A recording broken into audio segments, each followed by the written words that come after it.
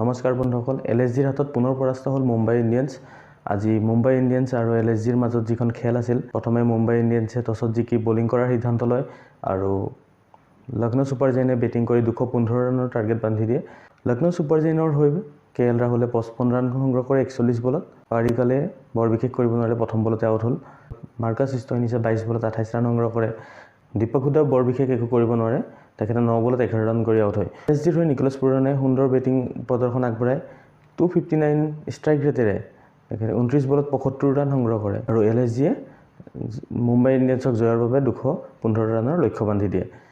তাৰ বিপৰীতে মুম্বাই ইণ্ডিয়ান্সে 6 উইকেটত মাত্ৰ 196 ৰান কৰিবলৈহে সক্ষম হয়। মুম্বাই ইণ্ডিয়ান্সৰ হৈ ৰোহিত শৰ্মাই 38 বলত 68 ৰান সংগ্ৰহ কৰে। সূৰ্য কুমাৰে 0 ৰানতে আউট হয়। হাৰ্দিক পাণ্ডিয়া আৰু ঈশান কিষাণেও বৰ বিশেষ একো এটা কৰিব নোৱাৰে। শেষত মুম্বাই ইণ্ডিয়ান্সৰ হৈ নামান ধীৰে সুন্দৰ ইনিংছ খেলে।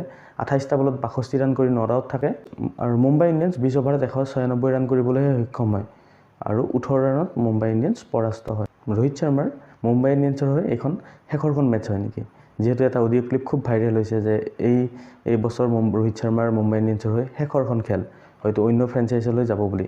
যিহেতু এতিয়ালৈকে একো এটা সিদ্ধান্ত লোৱা নাই, আমি এই বিষয়ে কোনো মতামত নিদিওঁ। এটা কথা ক'ব লাগিব যে T20 বিশ্বকাপৰ আগে ৰোহিত শৰ্মাৰ এটা সুন্দৰ ইনিংছ, যিহেতু ৰোহিত শৰ্মাৰ বেটাৰীৰে ৰান অহা নাছিলে T20 বিশ্বকাপৰ বাবে এইটো এটা ভাল খবৰ। এইদৰে ক্ৰিকেটৰ নিউজ পাই থাকিবলৈ মোৰ চেনেলটো ছাবস্ক্ৰাইব কৰি দিব, লাইক শ্বেয়াৰ কৰি দিব। ধন্যবাদ।